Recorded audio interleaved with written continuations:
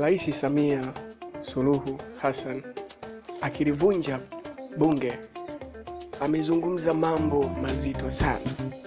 Ungana nami kuyafahamu mambo haya. Amezungumza mambo mazito sana wakati analivunja bunge. Kazungumza mambo mazito 12. Kazungumza mambo mengi, lakini katika uchambuzi wangu na kuletea mambo 12 ambayo amezungumza. Jambo la kwanza, amesema tupo chini ya wastani wa mfumuko wa bei. Kwa hiyo vitu vinavyokuwa vinapanda bei, sisi bado tuna unafuu. Tuko chini kidogo ya wastani kulingana na takwimu ambazo zimefanyika. Lakini pia kubwa zaidi ambalo amelizungumza, jambo la pili, amesema ongezeko la deni la nje limesababishwa na kuimarika kwa dola ya Marekani.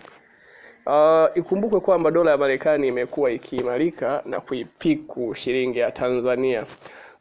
Kipindi cha nyuma dola ya Marekani ulikuwa unaweza kuipata dola moja kwa shilingi 2,300 za Kitanzania, lakini sasa unahitaji shilingi 2,600 na pengine inaweza ikafika mpaka 2,800. Kwa hiyo kadri dola linavyozidi kuimarika na deni nalo linaonekana linapanda. Kwa hiyo hii pengine itakwenda kuwatoa hofu watu ambao walikuwa wanaamini kwamba pengine deni limeongezeka kwa sababu serikali inakopa sana. Kumbe ni kwa sababu ya kuimarika kwa dola ya Marekani.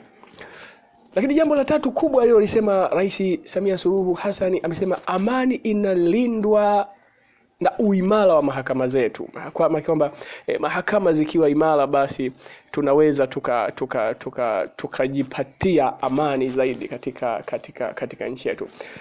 Na amekiri wazi kwamba mahakama imeendelea kuwa huru. Pia bajeti ya mahakama imeongezeka mpaka bilioni 300.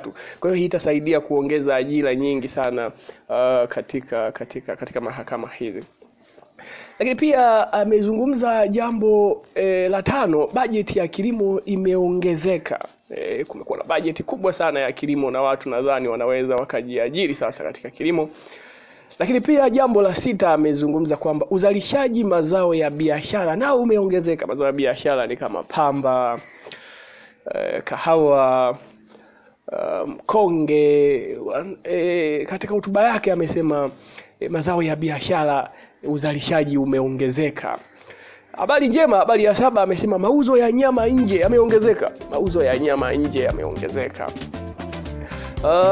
Serikali imenunua ndege 6 mpya na 1 hilo kwa watu wanaosafiri kwa ndege. Itakuwa habari njema sana, na inaweza kuwa habari njema pia katika uchumi wetu, kwa sababu si tu kwamba imenunua ndege 6 pamoja na ndege 1 mpya ya mizigo, lakini amesema ndege zitaongeza safari mpaka Nigeria. Zitaenda Nigeria, zitaenda na maeneo mengine.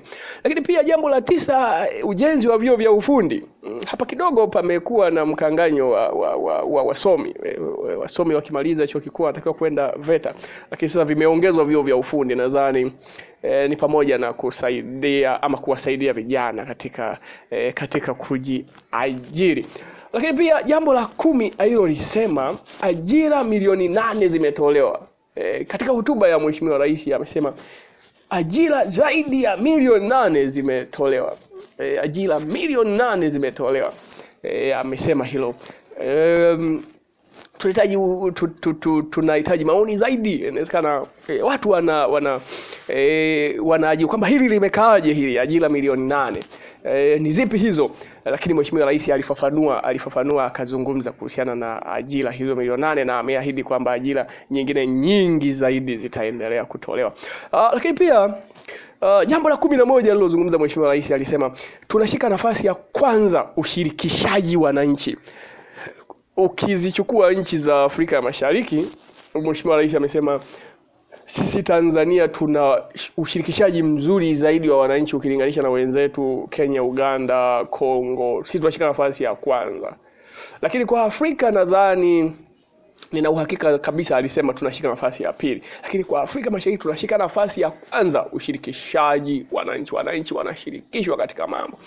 12, Mheshimiwa Rais alivishukuru sana vyombo vya ulinzi na usalama kwa kuhakikisha amani tulionayo. Amevipongeza sana vyombo hivi vya usalama. Kwa hiyo hii ni hotuba ya Mheshimiwa Rais ambayo alitoa wakati akilivunja bunge. Nadhani pengine watu wangehitaji, labda pengine watu walihitaji kusikia kuhusiana na masuala